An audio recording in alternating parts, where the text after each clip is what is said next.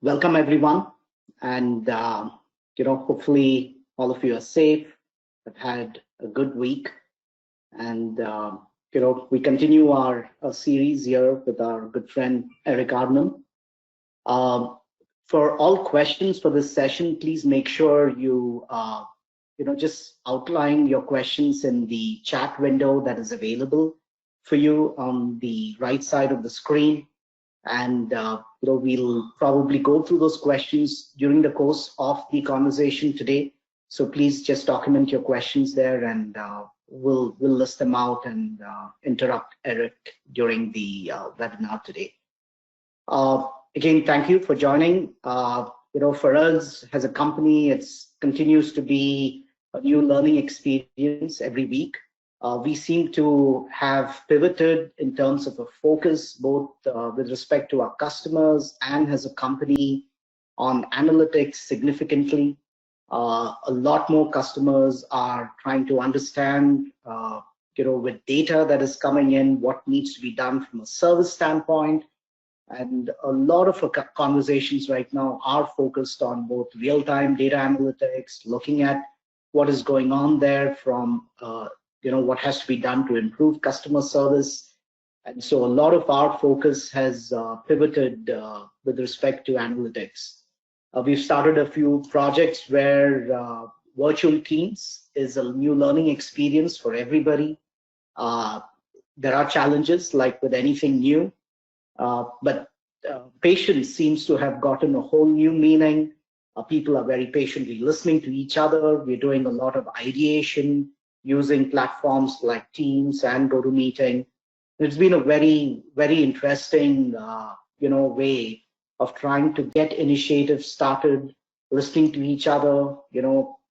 Humor plays a big part in it today. And with all that being said, move forward right now with the webinar today. The focus for today's webinar is on trends in the warranty space, a very critical topic as we get into more and more data coming in and service being oriented based on data being received, much more than actual people being on the field. So with that, hand it over to you, Eric. And, all the best. Thank you, Roshan. Thank you very much. Good morning, good afternoon, wherever you might be in the world. Good evening for some of you, I know. You're about, 9.5 hours ahead of us in India. I'm in New York, in the borough of Queens. That's where Warranty Week is located. Since 2003, Warranty Week has been gathering all the data from manufacturers on their warranty expenses. And what we do is every March, early April, we find all of their annual reports and quarterly financial statements. We look through the notes. We're looking for a couple of key warranty metrics that you'll find in the notes. The one that we'll be discussing most today is warranty claims paid.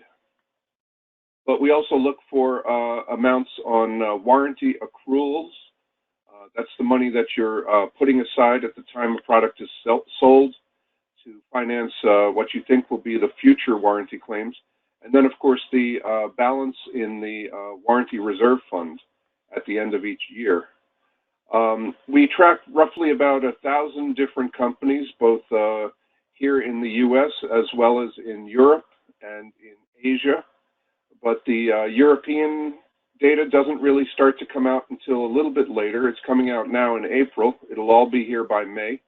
And then the Asian data, the fiscal year just ended about, 10 days ago. So that will be coming out in June and July from Japan, India, and other places that follow fiscal years that end in March 31st. So what we will be looking at today is strictly the US-based companies, the US-based manufacturers that provide product warranties to their customers. And how much is this costing them in terms of how much are they paying for claims?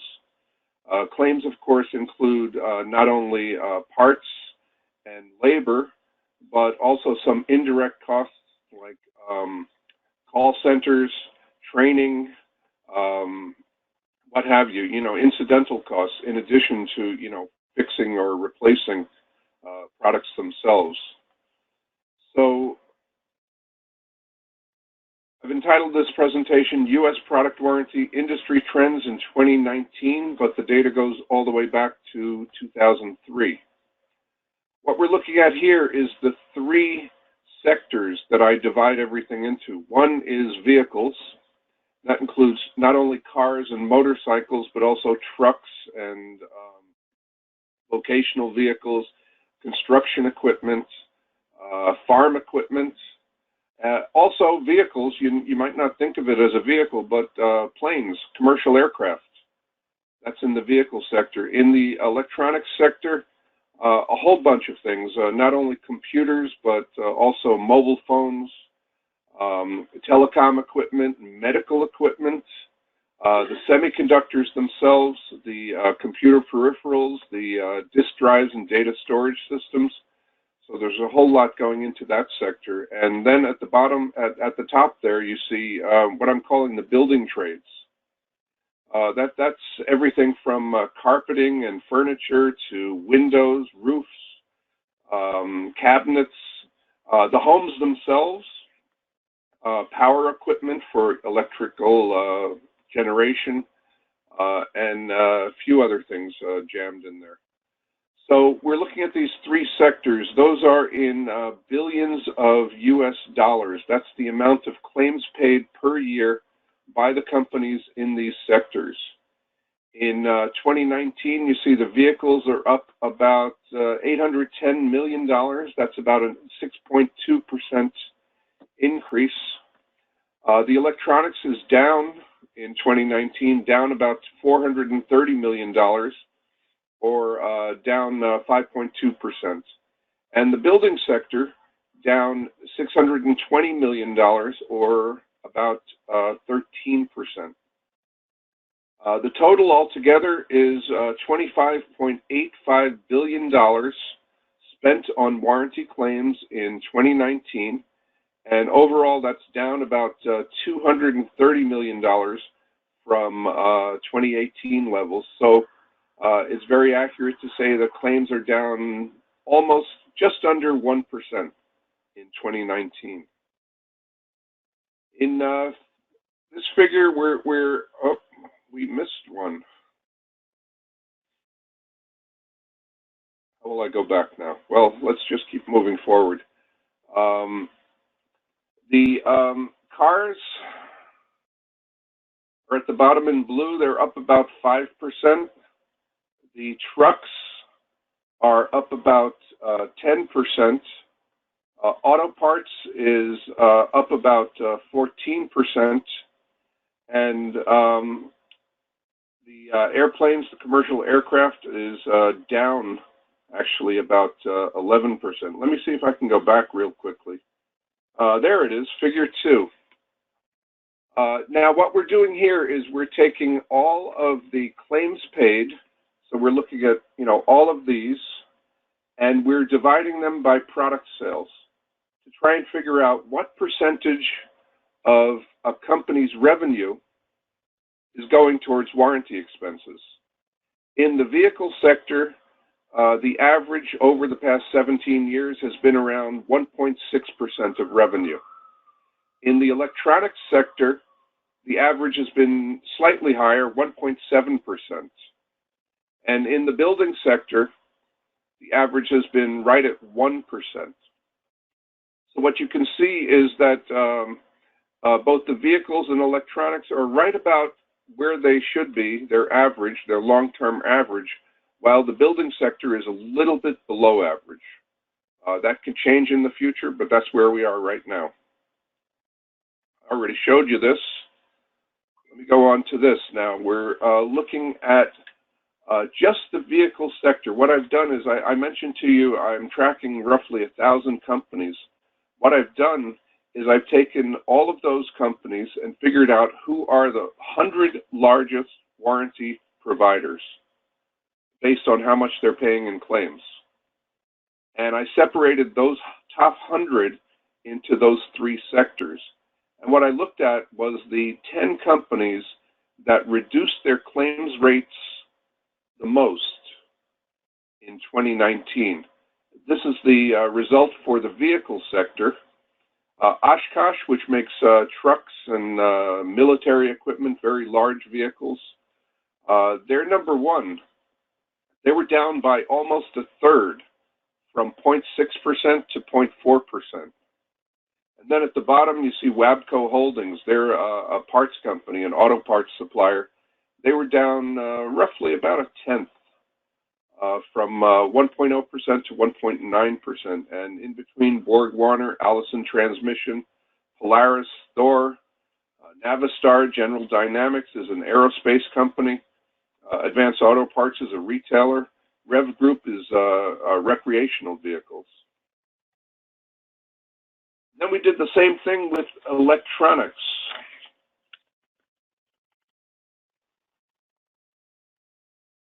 There are 7 sectors here. Computers is the largest, but it was down by about 5% in 2019. Telecom is second largest. Claims in the telecom industry were up about 4%. Semiconductors took a real plunge. I don't know why. I'll be looking at that in the weeks ahead, and maybe I can have an answer for you. But that was down by 19% in 2019. So we'll have to figure out what's going on there. Same story for consumer electronics. You can hardly see it here. It's very, very small, but it was down about 13%. The reason it's so small is because so much of the consumer electronics products that are sold in the United States are imported. They're made by Chinese or Japanese or European companies, South Korean companies.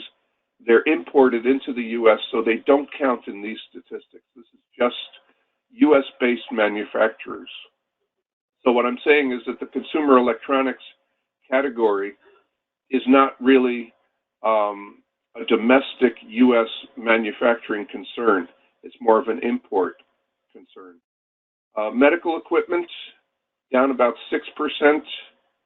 Disk drives and data storage was actually up about 15%. And computer peripherals in brown at the top there, down about 14% in 2019. Same thing I looked for, oops, I went too far again. Same thing, I looked for the top 10 claims rate reductions in the electronics sector. And what I found is that Lam Research, that's a semiconductor equipment, manufacturing equipment company, their claims rate was down by more than half, from 3.0% to 1.2%. So they're really doing something right. Down at the bottom there, Hewlett-Packard Enterprise. You see, you know, at the scale that I'm showing this, it says, well, 1.5%, 1.5%. That's no change. Well, actually, you have to go to add a digit. And in 2018, their claims rate was 1.54%. In 2019, it dropped all the way to 1.51%. So, tiny little move. But this was one of the top 10 changes. You see some of the others. L3 Harris, interesting. That's the result of a merger between two very large defense electronics companies, L3 Technologies and Harris Corporation. So now that they're combined, what they're finding is that their claims rate has actually gone down. So what that says to me is that the claims rate of L3 was lower than Harris. So when you combine the two, naturally, the result of the combination goes down. NCR making cash registers, point-of-sale equipment, bank electronics, Coherent and Apple. Apple, of course, making the iPhone and the Macintosh. Garmin is doing GPS equipment, and some other companies on that list as well. But you see that Apple is by far the largest of the 10 that we're showing here. And then we look at the building trades, the appliance sector, big drop in 2019, 20% decline, and I'll be getting into the specifics of that in the weeks ahead, and I'll show you what happened there. New homes. New homes have warranties, and those warranties do actually cost quite a bit. New home sales were up in 2019, and new home sales, new home claims was up 9% in 2019. Building materials. As I mentioned, everything from carpeting to cabinets to fixtures, furniture, plumbing and electrical fixtures, down about 3% in 2019. And then finally, power equipment. This is, everything from the turbines in power plants to solar equipment and generators for the backyard or emergency generators. Claims in that sector were down 17% in 2019. One more top 10 list for you. This is the top 10 warranty claims reductions in the building trades. Masco is at the top, down 40% from 0.8 to 0.5%. And then down there at the bottom, Ingersoll Rand, which is, it could also go into the vehicle category, but there's it's a very diversified company with a lot of operations in a lot of different industries. But anyway, they're on this chart because they managed to cut their claims rate by about 0.1%. Some of the others on here, Whirlpool, the appliance giant, Sherwin-Williams makes paint and coatings. United Technologies, interesting case here. We're putting them in this category because of Carrier, because of their HVAC equipment. But they also could go into the aerospace category. And in fact, the company in 2020 is expected to split itself in half. So that on the one side, they will have an HVAC and elevator company, and on the other side, they'll have an aerospace company. So when that happens, we'll separate them here as well, and then this will be just the HVAC. D.R. Horton is a home builder. Johnson Controls is another HVAC company. They also make parts for cars, brakes and interiors and things like that. Cavco makes manufactured homes. Toll Brothers is another builder, and so on and so forth. So these are the top 10 successes in the building trades in respect that these are the companies that cut their claims rates the most.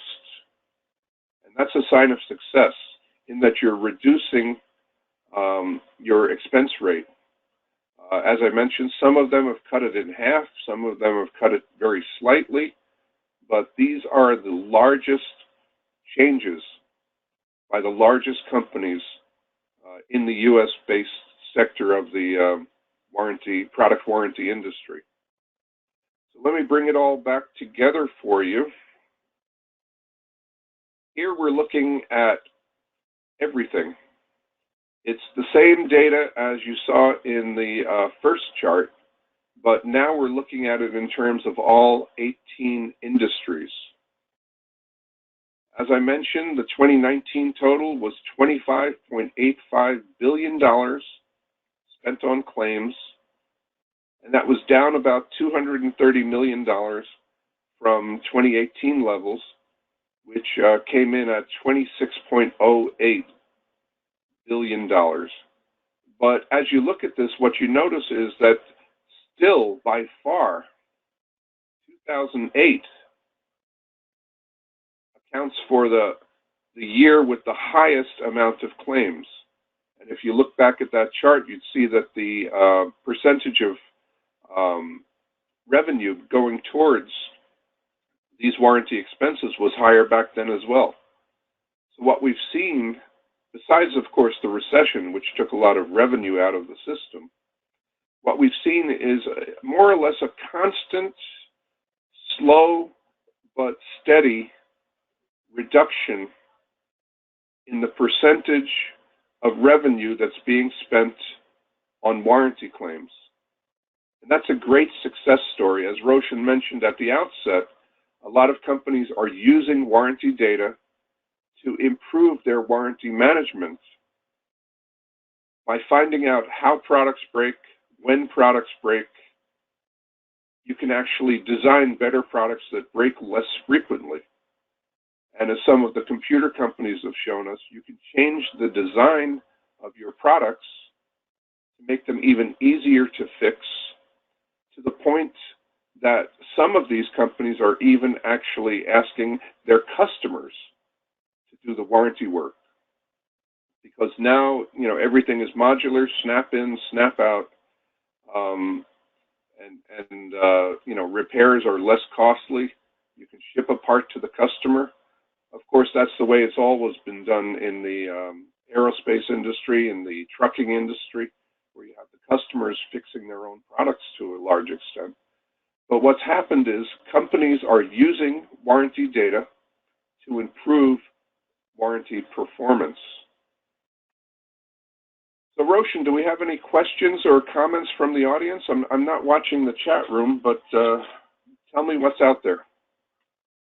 I think we have one question around how quality and reliability is really coming into play, and is there a higher degree of focus that is being observed on that?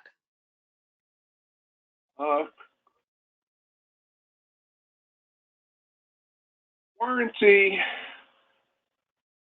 has always been an important indicator for customers, in that it's a signal by the manufacturer that we stand behind our product. And what I've seen, especially in the automotive industry, is that the length of a warranty and the richness of a warranty becomes a sales tool. But I guess, to more directly answer the question, I think companies are becoming acutely aware of how much money is being spent on warranty, but they're becoming even more aware of what that data can tell you. It's not just how much money is being spent, although, what I've shown you, in this webinar is a lot about how much is being spent. But what that also tells you is how these products are being used and how they're being misused, how they fail, when they fail, and how perhaps the next generation of products can be designed better to make them fail less often and be less costly to fix. So I think warranty over the past 17 years has gone from simply an expense to be paid. It's now turning into a treasure trove of data that can be mined, that can be analyzed, and can be put back to work. Yeah, and I think another question, Eric, was more, I think, an observation that it would be interesting to see how the trend has changed over the last month or so by industry, right, from a warranty standpoint. Because probably industries like the HVAC space may see a very different trend with respect to claims compared to maybe the automotive sector. So I think it's just a statement, I guess, to see how things are really different in also the current situation from a business environment standpoint. Well, yeah, once again, what I'm seeing from many manufacturers are extensions of their warranty expirations. All the warranties that are expiring in March and April, and some even into May, are being extended to later on in the spring, some of them into June, in fact, so that customers do not have to come out of their lockdown to try and get them repaired. You could just, put them somewhere until it's okay to come out and get them fixed. But as you mentioned, in the HVAC industry, you can't wait. The same with, vital household appliances, refrigerators. You can't do without them. You can't wait until June to get it fixed. In that case, and in those cases, but also with, consumer electronics and, everything else, some of the most innovative manufacturers are now turning to the same technology that we're using here. Webcams and video conferencing and digital photography, and saying, instead of us sending out a technician to your home and, perhaps exposing you or exposing the technician to the virus, why don't we use the technology, show us what's wrong, show us what's broken, and tell us a little bit about, what went wrong, to make sure that when we do come out to fix it, it will be a very brief visit. It will be one visit. We'll fix it the first time, and we'll fix it the right way, because we're using technology to sort of decide what to load up on the truck, and how to achieve that repair or replacement,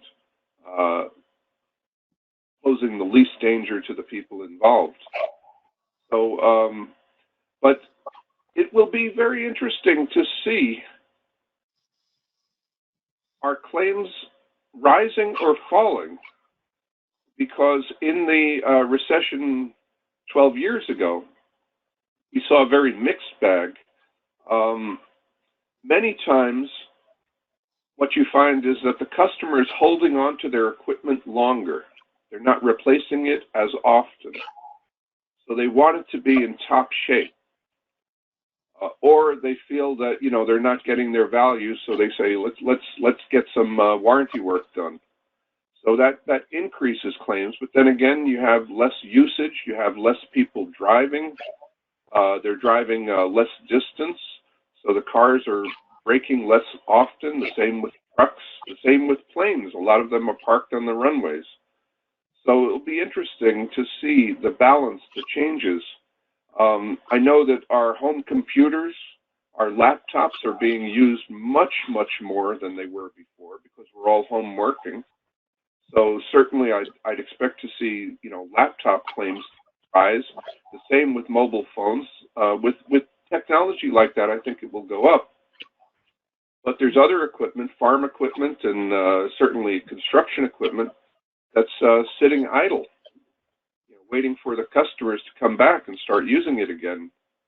So, we'll see, but it will be an interesting story to tell in the second, fourth quarters of 2020.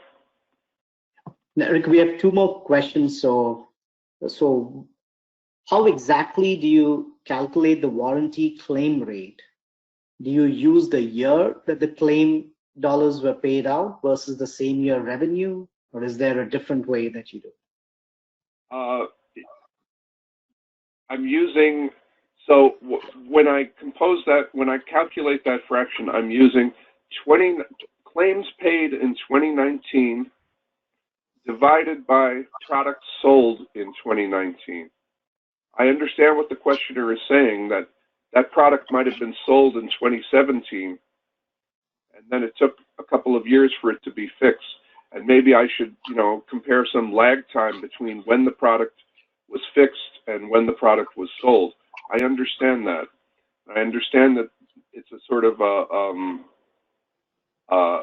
there's a mismatch between the claims data and the sales data, but the problem is that some products are 3-year warranties, some products are 1-year warranties, and furthermore, the manufacturers don't say how old the product was at the time of failure. All they do is say, what's the dollar amount of the cost of the repair or replacement. So it's always claims divided by product sales, but it's always same year. So 2019 divided by 2019, and I compare that to 2018 divided by 2018. What was the other question? This is probably something you have gotten in the past too, Eric. So you have almost 20 years of data. There has been at least a 30% inflation during that period. Have you normalized your historical warranty spend using an inflation factor?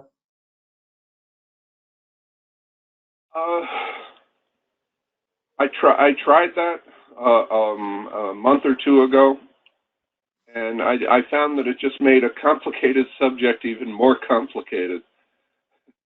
So all the data is as reported by the manufacturers. I have to hope that by constantly taking the claims divided by sales, that ratio, that inflates, both top and bottom inflate at the same rate. That may not be the case, but as I said, if you try to account for inflation, it makes a complicated subject even more complicated. Okay. Thank you, Eric. I think that's all we have for today. Thank you again for your time, and we'll talk to everyone again next week. Thank you, Roshan. And my email's on the screen if you have any follow-ups. Thank you, everyone. Stay safe and have a good Easter weekend.